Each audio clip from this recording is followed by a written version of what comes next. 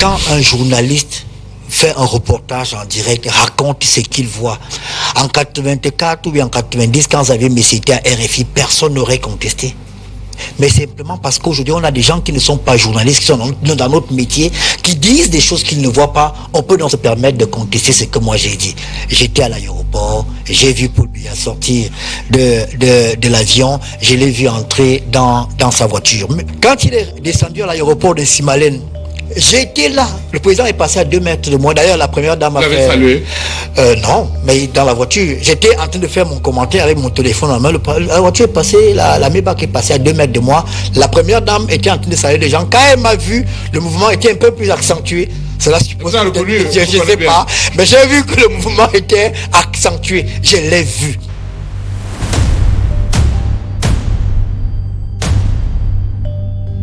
Dimanche sur A1, Ernest Obama prend la parole. Pas pour commenter les rumeurs qui ont gonflé pendant 74 jours, mais pour raconter ce qu'il dit avoir vu de ses yeux à 2 mètres près sur le tarmac de Simalène. Le contexte d'abord, pour coller au réel. Le 7 juin 2026, Paul Biya quitte Yaoundé pour ce que le cabinet civil appelle un court séjour privé en Europe, destination Genève. Les semaines s'étirent. 74 jours, le plus long éloignement enregistré depuis 82. Sur la place publique, les récits se multiplient. Vous savez, Paul Biya a été, la rumeur a annoncé Paul Biya dans un état comateux à 13 reprises depuis 82. 13 fois. 13 fois. 11 fois, on a annoncé que le président était décédé. Et depuis les 73 jours que le chef de l'État a passé à l'étranger, le discours qu'on avait sur la place publique, c'est qu'il n'est plus en vie. C'est qu'on a fait venir des médecins indiens, qu'il y a un avion qui est parti de l'Indonésie, que le genou gauche a été opéré, il y a eu une mauvaise manœuvre et il ne se lève plus. Il est amaigri. Vous n'allez pas le reconnaître. Si ce n'est pas un jour, ce sera un soir. Il ne rentre. On a tout entendu. Le ministre Grégoire Ouna parle de congé. Les juristes rappellent qu'un haut responsable de l'administration camerounaise dispose de 80 jours de congé annuel. Le retour annoncé reporté finit par se produire le jeudi 20 août. Avion en provenance de Genève, atterrissage en fin d'après-midi. Cortège vers le palais de l'unité. La CERTIV déploie un dispositif important. Les images officielles circulent. Une main qui salue derrière une vitre. Des militants mobilisés le long du parcours. Et dans le paysage médiatique, des regards qui cherchent autre chose que le protocole. C'est dans ce climat qu'Ernest Obama, promoteur du A1, affirme s'être rendu à l'aéroport international de Simalène. J'étais à l'aéroport international de Yaoundé-Simalène. Nous avons estimé, parce que régulièrement, pour les questions de sécurité, on ne permet pas que les caméras diffusent en direct l'arrivée du chef de l'État. Et nous avons trouvé utile de raconter aux Camerounais ce qui se passe. J'ai été en direct pendant une trentaine de minutes. Monsieur Xavier Messier était là et j'ai raconté ce qui s'est passé à l'aéroport. Donc, quand je l'ai dit, je pense que jusque-là, tout ce que j'ai commenté en direct, je vous ai dit que la première dame était en robe rose bonbon. Tout à fait. Avec un sac à main vert citron, vert clair, je ne me souviens plus exactement. Donc, aujourd'hui, le temps me donne raison, il me semble. C'est exact.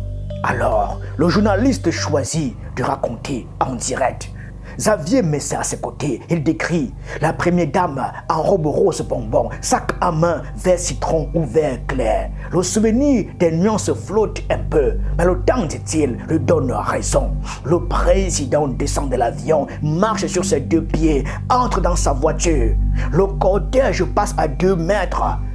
Dans la voiture, la première dame salue. Quand elle le voit, le mouvement s'accentue. Il le note, il le dit. Le président, debout, salue 2 personnalités présentes. Dispositif un peu allégé. Voilà le récit. Quand il est descendu à l'aéroport de Simalène, J'ai été là. Le président est passé à 2 mètres de moi. D'ailleurs, la première dame a Vous avez fait... salué? Non, mais dans la voiture. J'étais en train de faire mon commentaire avec mon téléphone en main. La voiture est passée, la Maybach est passée à 2 mètres de moi. La première dame était en train de saluer les gens. Quand elle m'a vu, le mouvement était un peu plus accentué. Cela suppose Vous avez reconnu, je ne sais pas. Mais j'ai vu que le mouvement était accentué. Je l'ai vu. Et j'ai vu le président debout. Dans mon commentaire, je l'ai dit parce qu'il a salué. Le dispositif était un peu allégé. Il a salué les 2 personnalités qui étaient à l'aéroport. Il insiste sur le verbe voir, entendre, traiter, diffuser et sur la distance entre ceux qui étaient là et ceux qui commandent depuis ailleurs. Il évoque les jourdains du journalisme, l'expression claque, un peu rocailleuse, un peu moqueuse, qui compare parfois ceux qui font du karting à ceux qui roulent en Formule 1. Il se refuse désormais à répondre à tout ce qui se dit. Il se souvient d'un titre de 2012, Paul Biya parle au Cameroun, à l'Afrique et au monde, signé Cyril Kemenye, un journaliste de la CRTV à l'époque, avait choisi de montrer la portée historique d'un discours. Aujourd'hui, dit Ernest Obama, les règles fondamentales du métier sont piétinées. On peut contester ce qu'un confrère a vu de ses yeux parce que d'autres qui n'étaient pas sur place affirment des choses qu'ils n'ont pas vues. Dans notre métier, je parle parce qu'il y a un enseignant sur le plateau nous dit qu'un confrère est une source.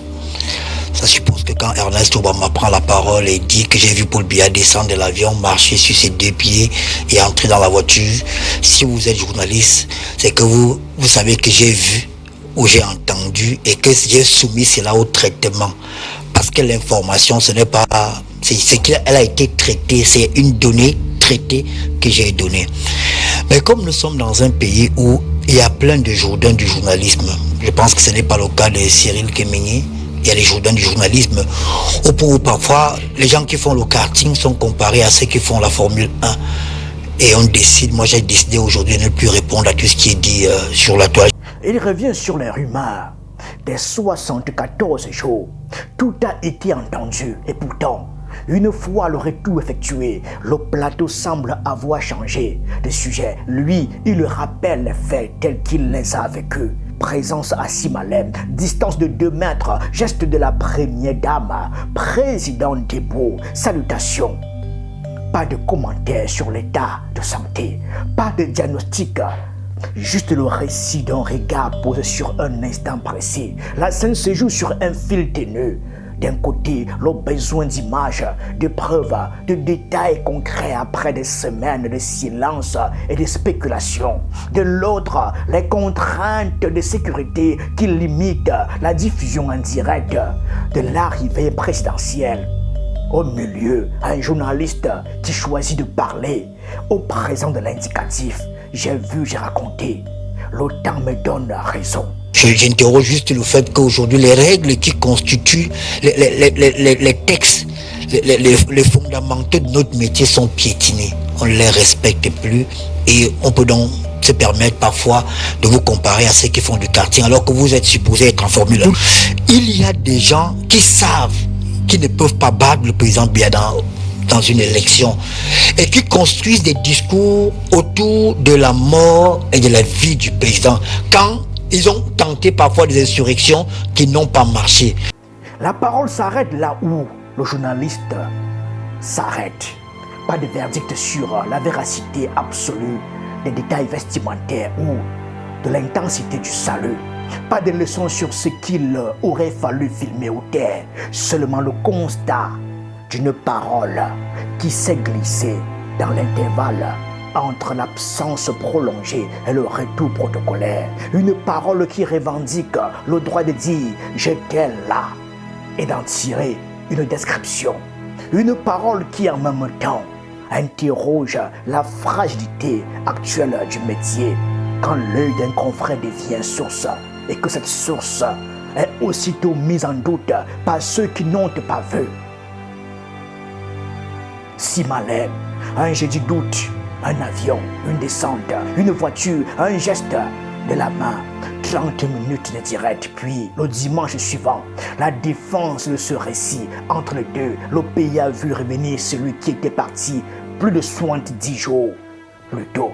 Et les mots, eux, continuent de circuler, de se mesurer, de se contester, comme toujours, quand l'attente a été longue et que l'image officielle ne suffit pas à tout remplir. Merci.